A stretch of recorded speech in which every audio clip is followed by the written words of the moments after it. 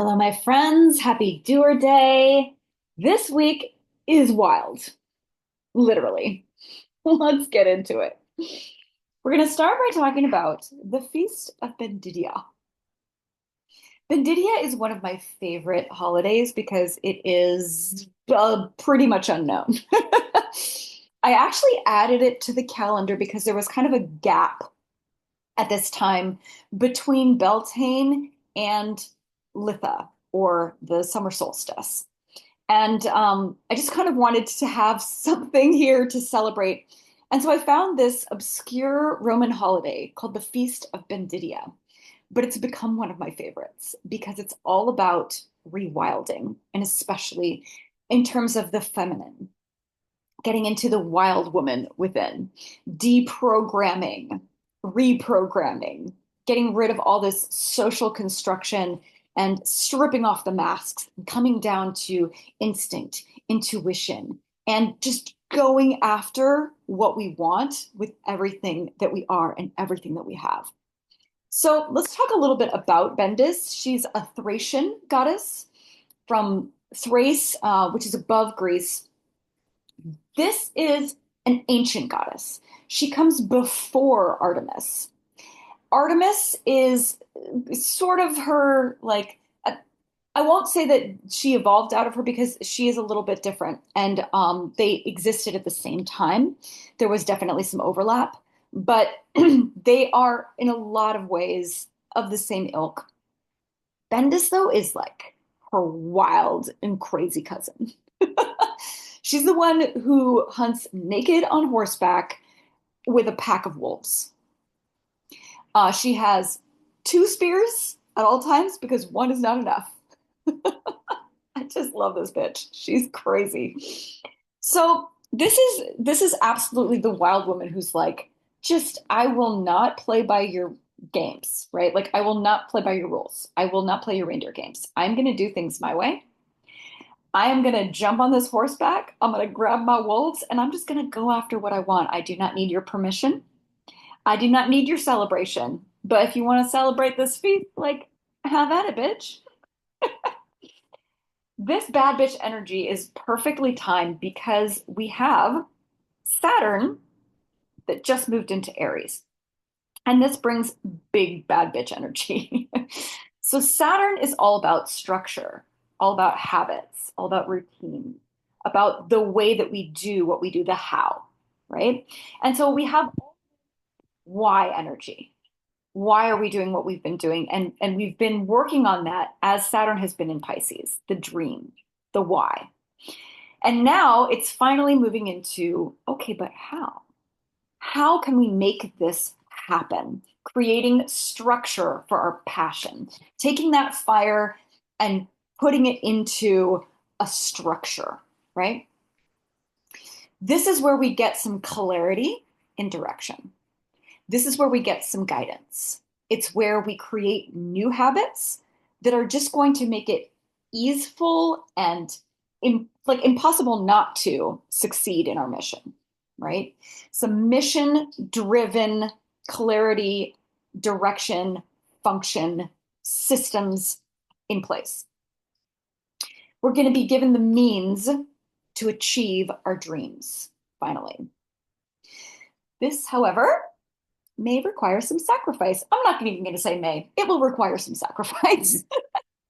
energy energy is not lost or gained, right? It just shifts. It just transitions into something else. And so we need to take energy from someplace to create this new energy. So what we're going to do is to sacrifice the things that are holding us back. We always want to do that. But in this case, in particular, those things are going to be things like comfort, convenience, escapism, addiction, right? All the stuff that we just lean into when we feel overwhelmed and things feel like too much. But don't worry, Saturn has got your back. Saturn rewards those who are brave. Saturn rewards those who take responsibility, right? Who lean into the ability to respond.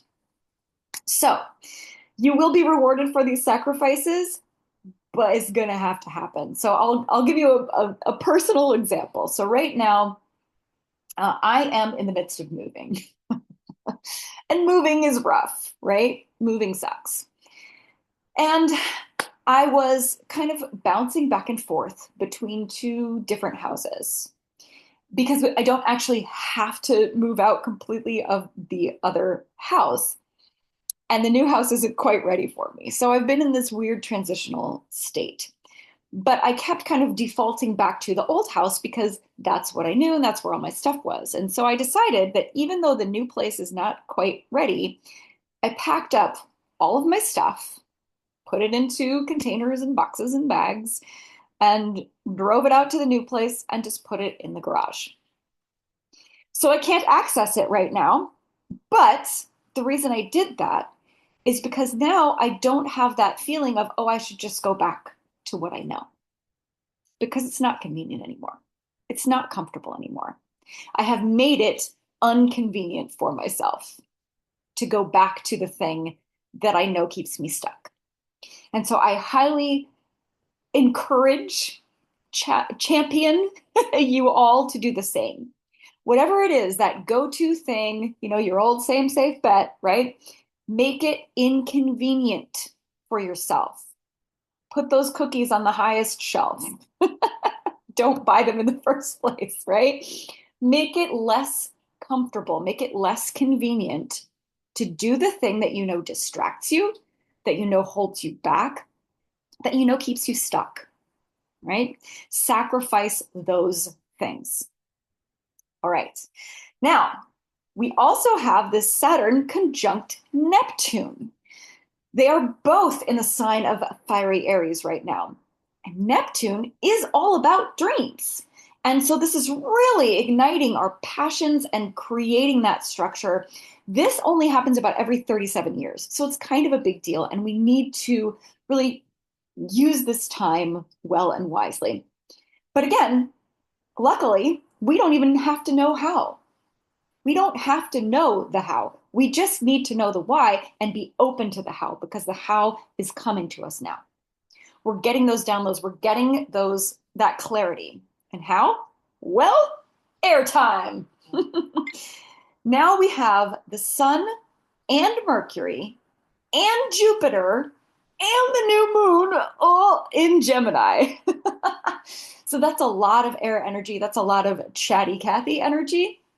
This is a time when we are going to be able to articulate ourselves. Well, I haven't made very many notes on this, for example. I'm just improvising. This is a time when we can improvise. This is a time when we can just lean over to the person next to us and spill it all and tell it like it is. So lean into your gift of gab, improvise. You will have more ease in transportation and travel right now than you have in the past. There will be a great expansion of ideas, inspiration, new adventures, new opportunities are likely to pop up during this time. This new moon in Gemini, let's talk about it a little bit because it really has been a fresh start, like a whoop, whoop, hard reset. Now, we often say that about new moons, but this one in particular is a big one. And part of that is because it's just lucky. It's lucky. We have Jupiter also in Gemini, so there's a conjunction there. We also have some trines and sextiles, and we've talked about this. Trines and sextiles create more energetic flow, okay? Squares and oppositions do the opposite. They cut things off and create conflict. But trines and sextiles create a harmonious flow. And we have trines and sextiles to Mars and Venus, Mercury and Jupiter, and Saturn and Neptune right now. So that's pretty good stuff. So this fresh start, what is a fresh start? Let's talk about that. We often think of a fresh start when you say, oh, we've got a whole new beginning, a new fresh start. We think, okay, everything's going to be different now. Well, everything has the potential to be different now, but it isn't yet. We are still where we are. We're just facing a new direction, right? We aren't stuck anymore. It's like we've noticed we're that elephant that as a baby had a chain put on our leg and we never even like tugged on it or checked it for a long time after that. Well, we tugged, and guess what? We can just pull it right over. We're way stronger now. We can just rip that thing right out. And so now we realize we're not stuck. We've realized we can go in any direction that we want to. And so we're facing a whole new direction where we really want to be facing, but we're still where we are.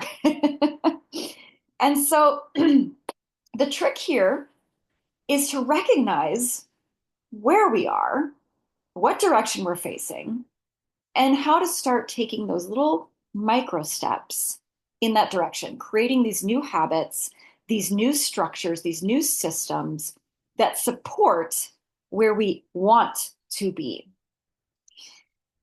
Now, this all starts with appreciation for what is and where we actually are. And luckily, we have a +1 to feeling some appreciation and feeling our feels and being where we are, because the moon today is in Cancer. And so that's its comfort spot. That's where it's happy to be. And so this is a great time to just take the opportunity to really sink into some appreciation. I want to start by telling a little story. So I don't know if you've seen this on TikTok. There's a gal who has been getting messages from an entity she calls Seven. And she's been channeling a bunch of different messages from Seven through a Ouija board for a long time. And Seven told her over and over again that something big was coming on May 27th. And so a lot of people were really freaked out about this, like what's coming on May 27th. And I too kind of got caught up in that, like, what is it? What does it mean? Is there going to be massive earthquakes? Or is the world going to end? You know, what is it? Well, actually, that was a great day for us, as it turns out. It was an incredible day. We had a massive stroke of luck on that day. And so, and it hit me even harder because it made me realize, like, how often do we avoid something and we don't even know that we avoided it, right? Because it didn't happen. So every day that you wake up, it's like a miracle because you could have died. Something horrible could have happened, right? Like the situation that you're in right now is a miracle. It's a miracle. It may not feel like it, but it's a miracle because something else horrible could have happened and it didn't. And it didn't. You're alive, right? You're functional. Yay. So this is the time to really take a moment. We're going to create a little chart and we're going to talk about looping thoughts and show some appreciation for them. Okay? I know. What? Looping thoughts? Why would I show appreciation for my looping thoughts? Okay, well, because that shows us where we're at, where we're stuck. Okay? So that's where we're going to start because we can't start from where we're not. So, this little exercise, here's how it goes. We're going to create a little chart that has 3 sections. Thought, feeling, appreciation. So first we have the thought. So I'll give you 3 examples, all right? So one of my looping thoughts is, what if I lose this gig?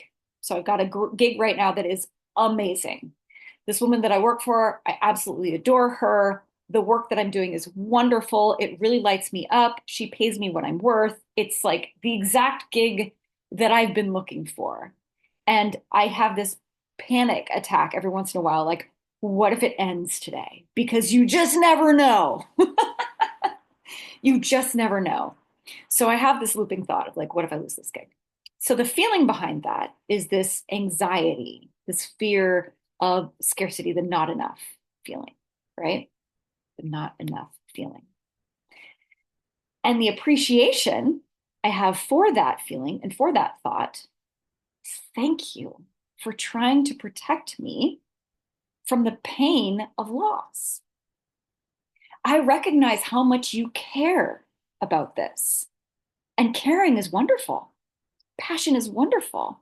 You're recognizing how precious this is. So thank you for reminding me to appreciate what I have while I have it. Second example, I am too fat. I am flabby. I'm not in the shape that I want to be in right now. So that is a looping thought that I have. And here we have the fear of aging. Here we have the fear of death. We have the fear of abandonment, the shame, right? The shame of not looking and feeling the way we want to look and feel. And I appreciate this, saying thank you for motivating me to take good care of my body. Thank you for motivating me to feel the way I want to feel and to look the way I want to look. Thank you. And the last example I'll give, the thought, oh no, I'm behind. I'm not doing enough, right? Again, with the not enough, the stress story, the anxiety story, the not enough story. All those feels come up. Oh, it's not enough. I got to work harder. I got to do more. So I say thank you for motivating me to take action on the projects that matter most to me. Thank you for reminding me of how to prioritize my time, my life, what is most important to me. So now that you've had some examples, I'd love for you to try this, make your little chart, take some time to do that, and then you can just pause this video and come on back whenever you're ready. All right. Now, I would love to hear some examples. So if you want to come and share those on Substack, that would be wonderful. I would just love to hear what you came up with. So put them in the comments. Love to hear that. Now then, since you've done that, the next step is to look at those feelings and think about what's the opposite of that feeling. So if I'm feeling that scarcity, that not enough, that anxiety, the opposite of that feeling is abundance, expansion, plenty, not just enough, but plenty. There's plenty. I have plenty of time. I have plenty of money. I have plenty of resources. I have plenty of wealth. I have plenty of beauty. I have plenty of love. I have plenty of appreciation. Plenty, plenty, plenty. So think about what's the opposite of that feeling. Take a moment to feel that feeling and then brainstorm 3 ways that you could bring more of that feeling into your life without that looping thought. So again, if you want to pause and come back, you can go ahead and do that. Beautiful. And let's just end by focusing on, oh, and I forgot to mention, so the Feast of Bendidia is coming up. Actually, that was yesterday on Wednesday. And then we have another goddess associated with horses, which is Epona. Epona is a Celtic goddess. She's called sometimes the Great Mare. She also is associated with horses. So over the next week, if you can, I mean, I assume you don't have a horse. If you have a horse, oh my gosh, go ride that horse. Go ride that horse, preferably bareback. Lady Godiva style, if you can get away with it, right? If you don't have a horse, I recommend riding a bicycle, right? Riding a motorcycle if you have one. Just any kind of open air sort of conveyance that puts the wind in your hair and makes you feel free. Go for a run. Just get outside and run. Dance. Really get in touch with that wildness within. Put on some drum music, put on some, some music that really like rumbles in here, some heavy bass, right? Just feel that beat, feel the connection to the earth, and remember that you are wild. You are wild. You are a wild creature. You are a wild animal. You are untamed at heart. You are wild at heart. You are wild in soul. So really, as you embrace these feelings that are the opposite of the feeling that you don't want to be feeling from these looping thoughts, feel your wildness, sink into it, enjoy it, The card that I pulled this morning was impact. If you can see that, impact. And it says right here, I am here too.